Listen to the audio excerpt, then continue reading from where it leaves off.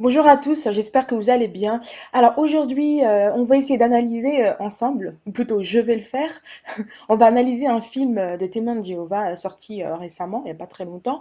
Et lorsque j'ai regardé ce petit film, je me suis dit, tiens, il y a matière à apporter un contre-argument, on va dire plutôt un esprit critique. Et donc je vous laisse regarder le film et je ferai des petites pauses pour donner mon commentaire. À tout de suite.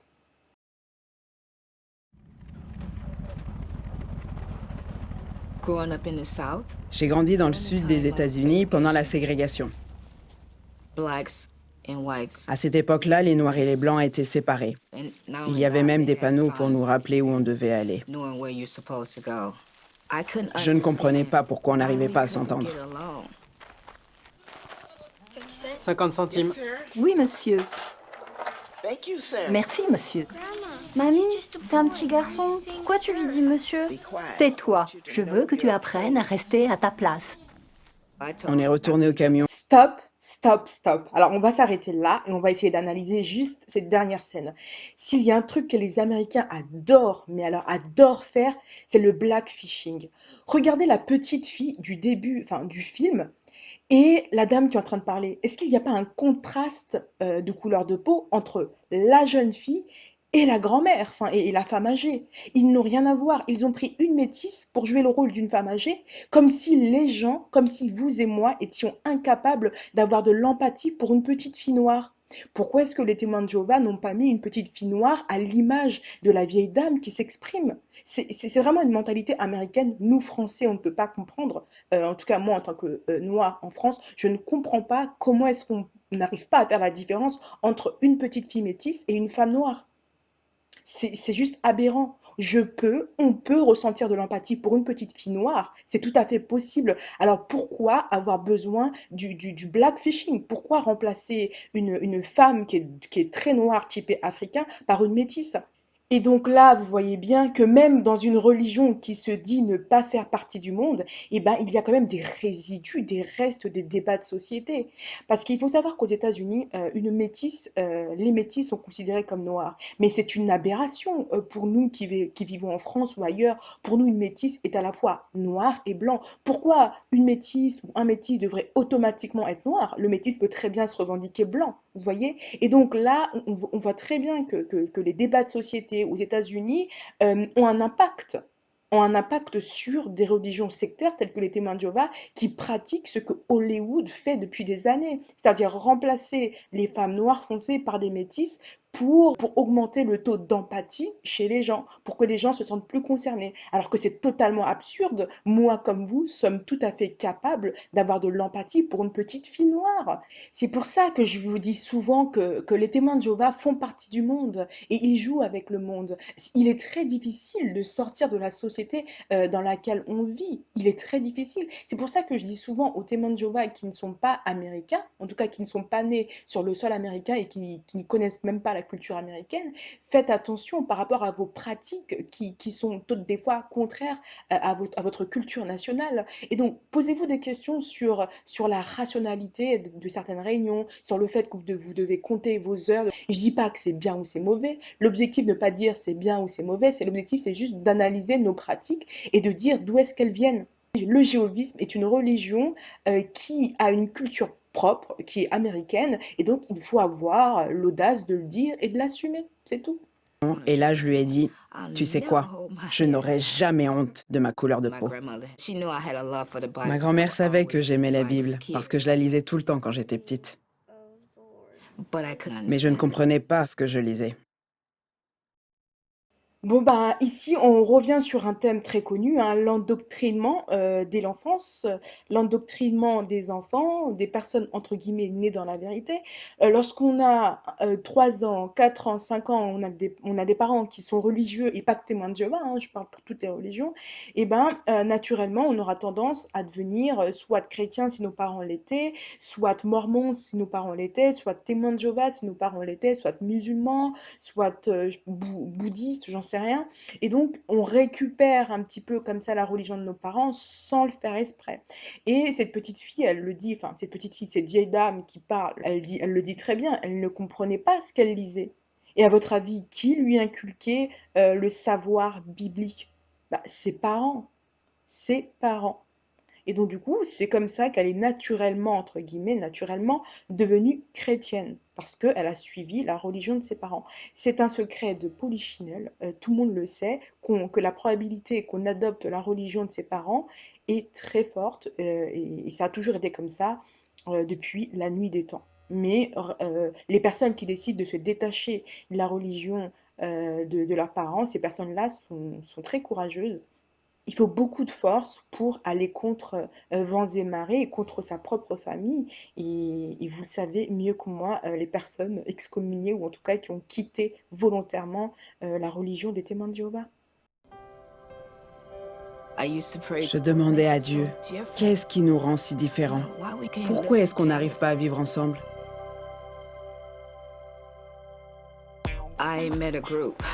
Un jour, j'ai fait la connaissance d'un groupe, le genre de groupe que je recherchais.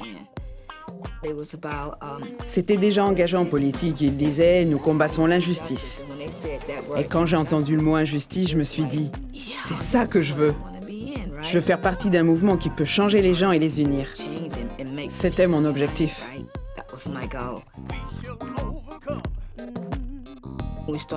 On s'est mis à manifester contre les violences policières. C'était un problème qui préoccupait beaucoup les gens à l'époque. Dans l'ensemble, j'aimais bien ce que faisait ce groupe. Mais tous les jours, ils nous faisaient suivre un entraînement militaire. On apprenait à manier les armes, des choses comme ça. Et je me disais, c'est pas ce que je veux. C'est pas pour ça que j'ai rejoint ce groupe. Et puis j'ai décidé de me tourner à nouveau vers Dieu et de lire la Bible, parce que ce que je faisais n'allait rien changer. Mais elle s'attendait à quoi? On a une femme qui a rejoint le mouvement des Black Panthers et elle s'attendait à ce que les Black Panthers tendent la joue gauche. Mais ça ne se passe pas comme ça. Là, attends, on va se remettre dans le contexte de l'époque où il y a une ségrégation raciale, d'accord? On a des gens qui sont séparés des autres dans les toilettes, dans les cimetières, amoureusement, dans l'espace public. Et on a un groupement d'individus qui ont décidé de se protéger et de riposter.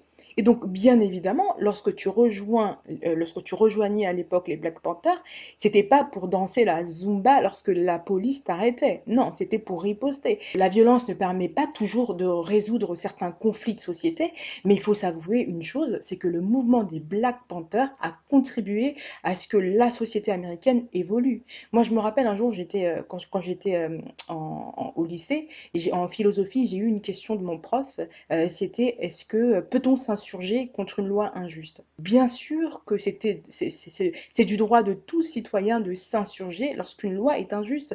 Et les Black Panthers l'ont fait de façon très violente. Et aujourd'hui, ça a permis à ce que cette dame qui est assise et qui est très bien habillée, qu'elle puisse fréquenter les témoins de Jéhovah, aller faire les courses et rester debout avec un frère blanc, une sœur noire et prêcher tranquillement sans qu'elle puisse être crachée dessus ou lynchée. Donc, je ne suis pas, je comprends très bien ce qu'elle dit.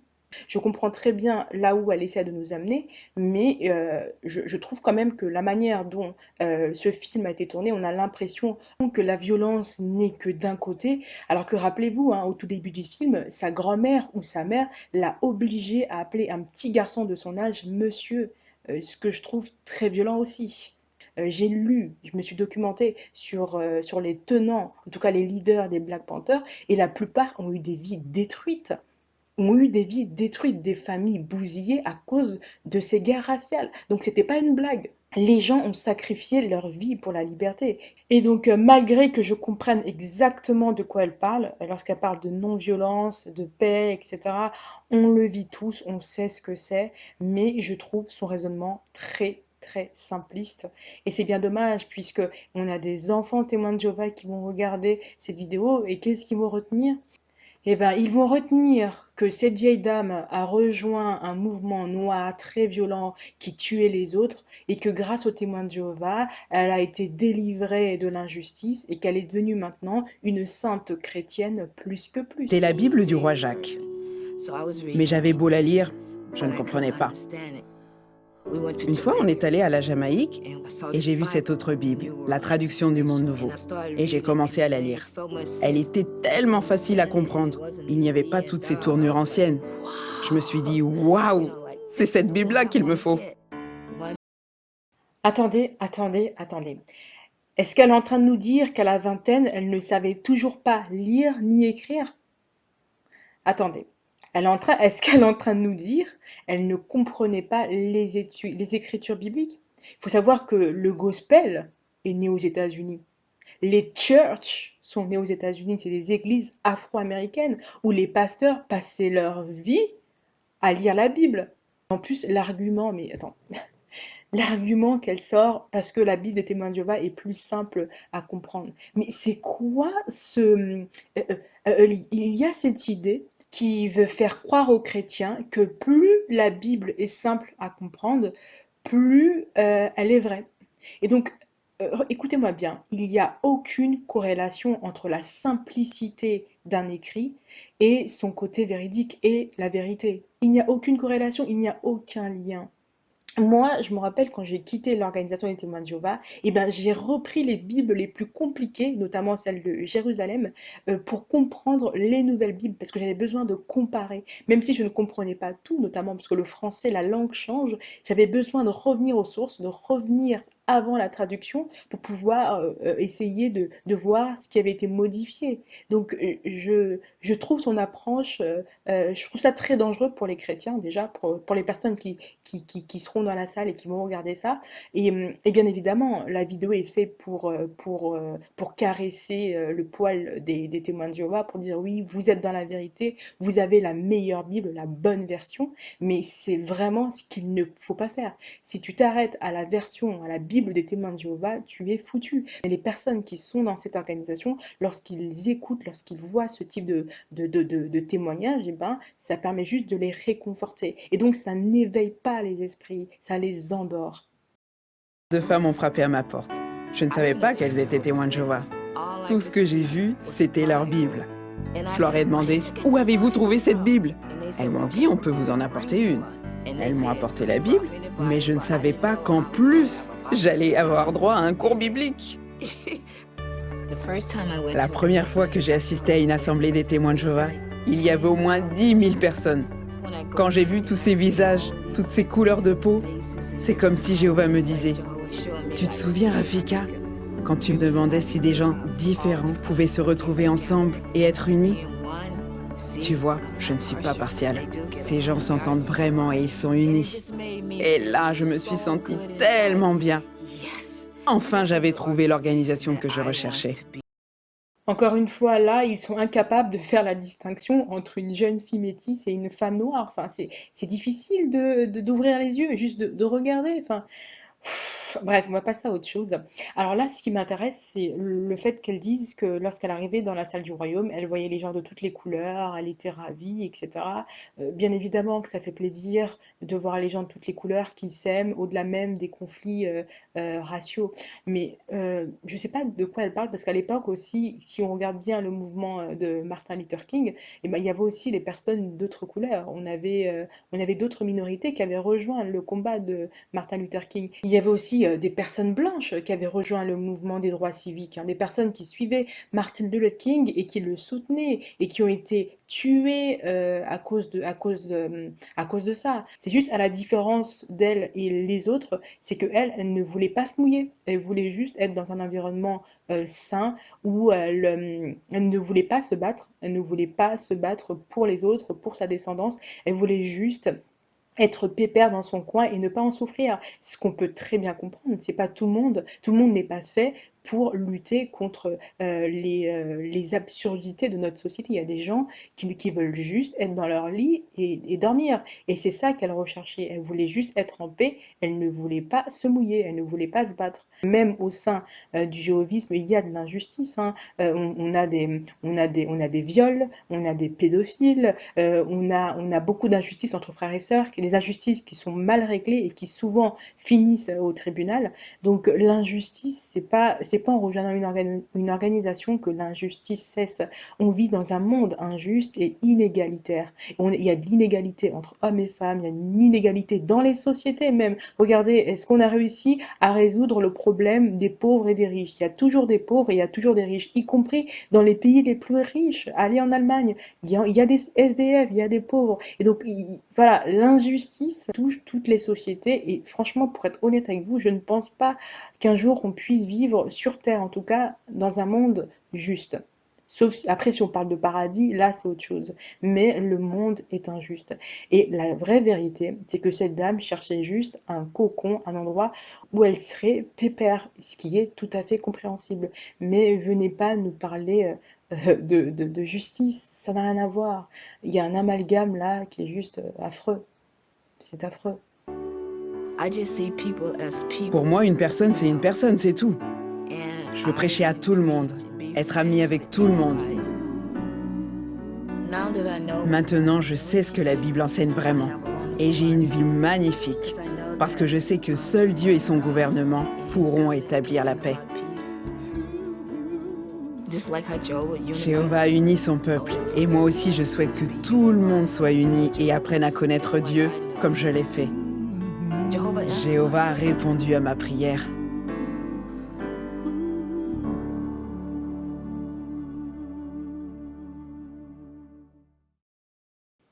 Et ils vécurent heureux et eurent beaucoup d'adeptes.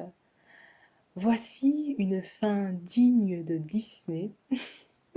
Ne vous interrogez surtout pas, ne posez pas trop de questions.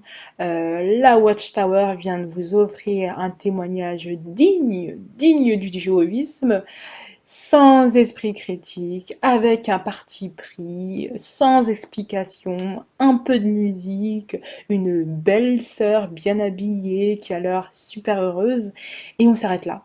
Point final, n'allez pas loin, ne cherchez pas la merde. Voilà, je vous remercie de m'avoir écouté. J'espère que mes critiques vous permettent de faire évoluer votre regard, ou en tout cas de développer un espèce d'esprit critique. Et surtout, j'espère que cela vous aide à devenir au jour le jour un chrétien libre, soit un être humain affranchi. Je vous souhaite une agréable journée. Au revoir.